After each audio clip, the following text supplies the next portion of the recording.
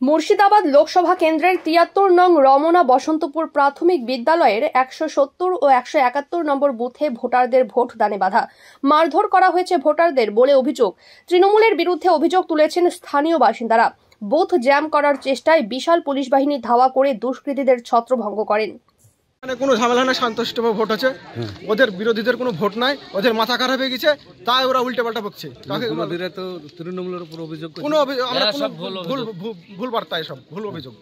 এখানে ঠান্ডা হওয়া পরিবেশে ভোট হচ্ছে, কোনো সমস্যা নাই এখানকার ভোট। এখানে কোনো সময় আপনি দেখেন স্যার, প্রত্যেকটা ভোটারকে জিজ্ঞেস করেন এখানে কোনো সমস্যা আছে কি? সব ভুল কথা, কেউ মারেনি। এরাই এখানে সন্ত্রাস সৃষ্টি করার জন্য এরাই এখানে দাঁড়িয়ে আছে। এরা তাছাড়া আমাদের দিক দিয়ে কোনো সমস্যা নাই। ভোট একদম সুষ্ঠুভাবে ভোট পরিচালনা করে। প্রত্যেকটা ভোটারকে জিজ্ঞেস মারলো কারা তাহলে ওদেরকে? ওদের কেউ মারেনি তো, আরে মিথ্যা অভিযোগ। অশান্তি করছে এই জোটের লোকেরা। কত লোক দাঁড়িয়ে এখানে, আমাদের লোক কটা আছে এখানে।